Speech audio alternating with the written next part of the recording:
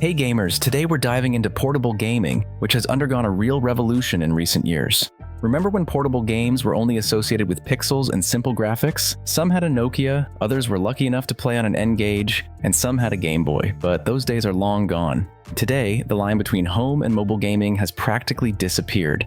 And because of this, an unimaginable number of devices have appeared. To help you decide which handheld to get, I've made this video. I'll cover both traditional, canonical consoles with their own operating systems, the need to port games to them, and separate stores with their own prices, as well as recently popular portable PCs running Windows or Linux, just with gamepad controls, so the video turned out quite extensive. Timestamps are in the description for convenience. Let's go! Let's start with the Nintendo Switch, a console that changed the rules of the game, as it appeared at a time when there weren't really any handhelds. Most people played on smartphones and there wasn't much interest from other companies. But then the Big N came along and with its success started a chain reaction that led to this boom in popularity of portable gaming devices.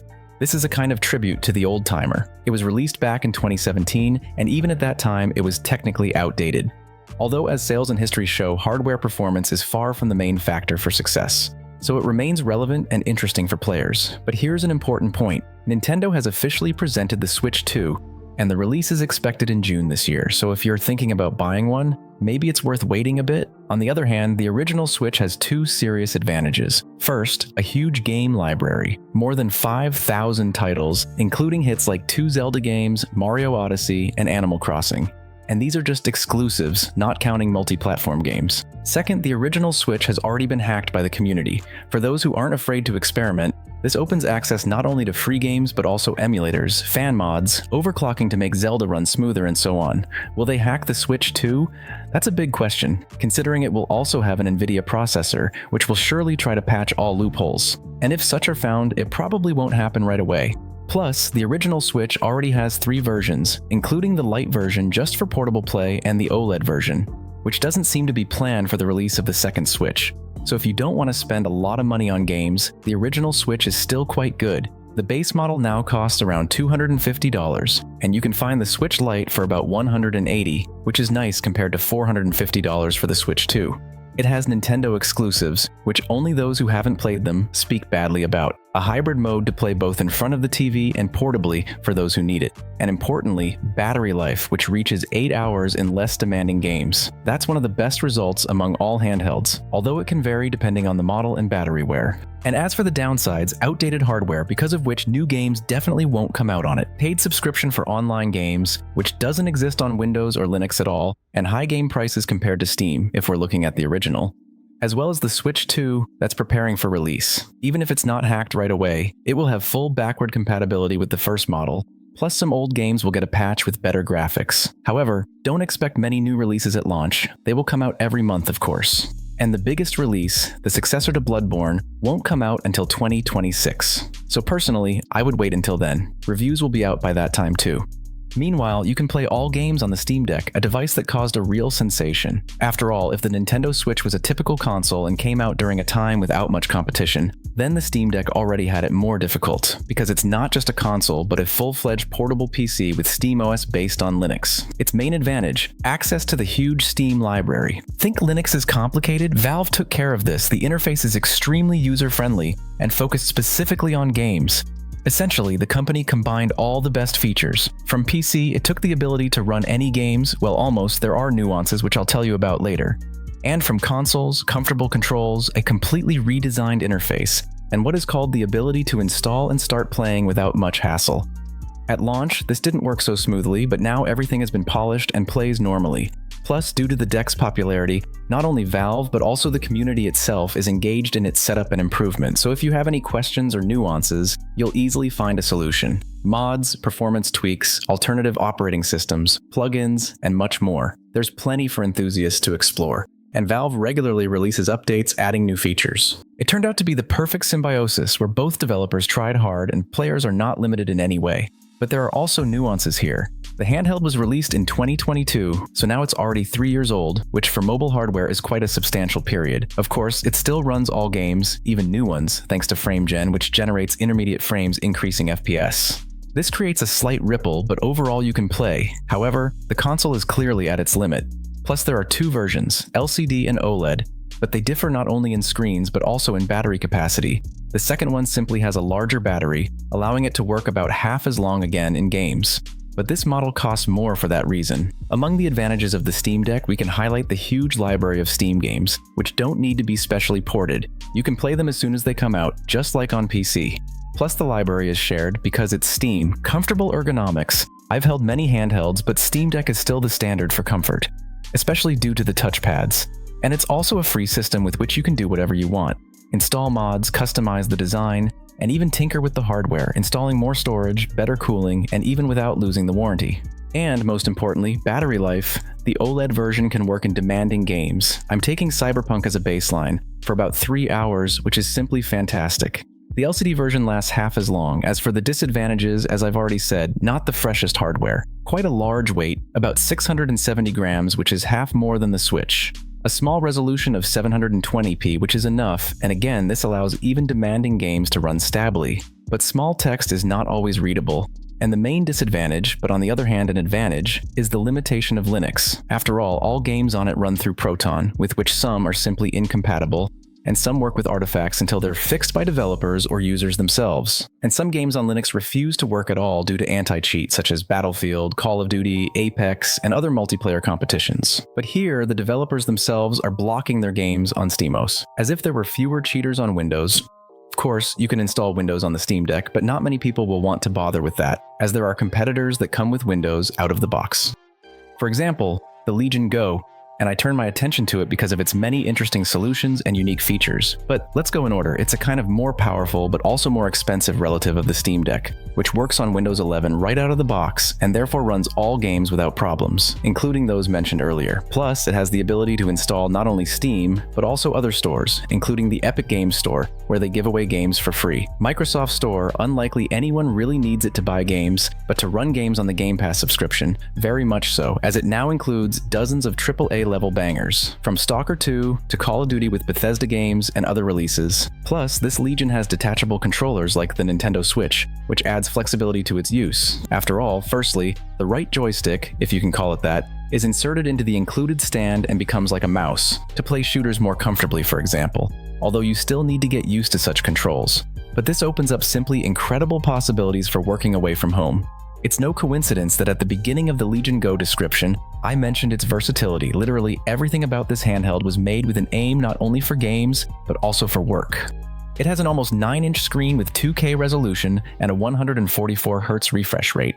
Of course, mobile hardware won't handle games with such FPS, well, unless we're talking about some old titles, and you can't really play with such a resolution either, you'll have to change it in the game settings. But for working with documents, such a resolution is perfect, making text readable and clear, and the high refresh rate allows you to comfortably surf the internet, edit videos, which you can also do on it, and just work with files. Of course, this can hardly be considered a full-fledged replacement for a laptop, but as a variant of a portable PC, it's an interesting solution. After all, like all previous handhelds, the Legiob Go can be connected to an external screen and, for example, used as a regular mini computer, carrying it with you from home to work, on which, during breaks, you can play games in portable mode. A very narrow direction, of course, but if we consider it only for games, the handheld has powerful hardware based on AMD Ryzen Z1 Extreme. There's also a version on just Z1, but there are already problems with games there, while the older model processes games without problems. Again, separate reviews with tests are on the channel. Many people also like the large screen, but with this, the weight also increases, up to 900 grams. And as for the disadvantages, we can note the high price, even after recent discounts from officials. Battery life is lower than the SteamDeck OLED at the level of the LCD version, or even lower. And the dimensions, not everyone needs such a big box when we're talking about portability. Apparently the company itself understands this too, therefore, they've already rolled out the next generation, Legiob Go S, more compact, without detachable controllers, and on 2 operating systems, Windows and SteamOS. Moreover, the second one will also cost less, as at the time of creating this video it hasn't been released yet, so we don't know any specific data. But judging by the Windows version, which has already been released, the SteamOS version will be an ideal replacement for the Steam Deck, with a more modern processor, comfortable ergonomics, although without touchpads, and support from Valve and the community. So when it comes out, we'll definitely take a look at it, subscribe so you don't miss it. But if we consider the Windows version right now, it's not just a cut-down version of the older model, but a completely different approach to portable gaming. it has AMD Ryzen Z2 Go. Moreover, even despite the decreased resolution, which here equals Full HD with a refresh rate of 120 frames, games run worse than on the base Legion Go, but approximately at the level of SteamDeck, and this is for a price higher than both of them, if you take the Windows version. The SteamOS version will cost the same as the base Legion Go, but with a more compact body, resulting in less weight, about 600 grams like the Deck, and an increased battery, which in demanding games, the same Cyberpunk, allows you to squeeze about 2.5 hours of gameplay, provided that you limit the number of frames and power consumption. Without these rituals, it lasts a little less than 2 hours, which is also a very good result. And we get an almost perfect handheld, good price, comfortable ergonomics, without the excesses of the large screen of the base version, but with the same powerful processor as the SteamDeck. Plus, Lenovo has also implemented its own game mode on top of Windows 11, called Legion Space. It makes the interface more friendly for touch control, and allows you to quickly switch between games. But as with other Windows consoles, this overlay is not as well optimized as SteamOS, but overall all of this together makes an almost perfect gaming device. Except in the case of the Windows version, which I wouldn't even consider, as it costs more than the Legion Go with Z1 Extreme, but with weaker hardware. But I'm really looking forward to the SteamOS version, and will make a review when it comes out. And while it hasn't come out, we can look at another handheld from an even more gaming company, which many know thanks to Gaming Laptops Republic of Gamers and other gaming hardware, ROG Ally X. This is perhaps the most versatile portable console/PC today. First, it's an updated version of the original ROG Ally with an improved battery and 24 GB of RAM. For a second, all previous models have only 16 GB, which seems like a lot on paper, but you need to understand how hybrid processors work, which are installed in handhelds. Their video core takes video memory from the total memory, which is RAM, and in fact, during the game, you don't have 16 GB of RAM, but somewhere around 8 to 10 RAM and the rest that is used by the video card. Here, to prevent this from happening, they slapped in 24 gigs, and maybe on the actual frame count, it's not very noticeable if compared with the Legion Go on the Extreme version, since here too stands Z1 Extreme. But it had a very significant impact on frame rate stability. Also, despite being one of the lightest Windows handhelds, it has an 80 watt-hour battery, providing gaming time at the level of Legion Go S and SteamDeck. Only don't forget that it also has a more powerful processor, which makes the gaming experience better. But what's strange is that I didn't see big differences in frame rates between the basic ROG Ally and the X version, at least in my tests. I talked about it in the previous video. But the regular version costs noticeably less. There are also Chinese handhelds. There are many of them, and most often they are more expensive than the previously named models, sometimes even twice as expensive, although they don't have more performance or other features. The price is higher simply because production is smaller, the companies are not as well known, and many other nuances. But of those that I've held in my hands and liked, I can highlight the GPD Win 4. As for me, it should stand apart from all the previously named handhelds. GPD Win 4 is not just a gaming console, but a real hybrid of a pocket PC and gaming system. The most unique feature, a full-fledged sliding QWERTY keyboard, which opens with a slider, like in old smartphones. Or maybe someone will remember the PSP Go, but there it wasn't a keyboard that slid out, though the principle is similar. By the way, a perfect example of retro portable gaming, with a bunch of games, lightweight, minimal dimensions, and low price. But let's get back to the GPD Win 4. A full-fledged keyboard allows you not only to play, but also to work. Again, as with the Legion Go, it sounds strange for a gaming device, but when necessary, it's much more convenient to do this when the virtual keyboard doesn't take up half the screen. Plus, for games where there's chat, GPD Win 4 is simply irreplaceable, the same Minecraft with a bunch of commands on servers. Also, some versions have a 4G LTE modem, and for a handheld this is just a bomb. Where there's no Wi-Fi like outside, you can play multiplayer games. Sounds like a fairy tale. And by design, we can notice that the Chinese were aiming for the look of the PS Vita, just a bit thicker, but in terms of size, it's really a small, light pocket console.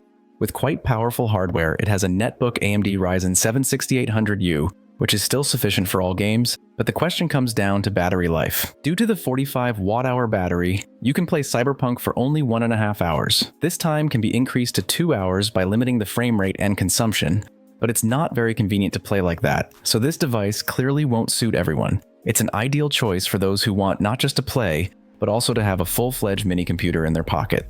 Programmers, system administrators, IT specialists will appreciate the ability to work in the terminal or write code even on the subway or in the park, and powerful hardware will allow running most modern games on medium settings. But overall, this is a premium product for connoisseurs, which is worth its money if you need maximum versatility. But if you need something more budget-friendly, much more budget-friendly, you can always turn to retro. Moreover, when people hear retro, they for some reason imagine a Game Boy or something similar from the prehistoric period.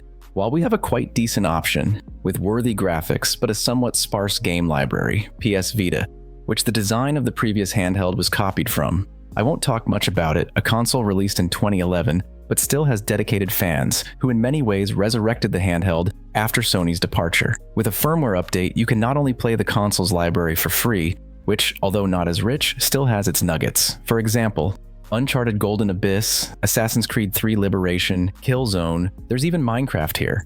And in some games, like Call of Duty Black Ops Declassified, there's even still a live online community.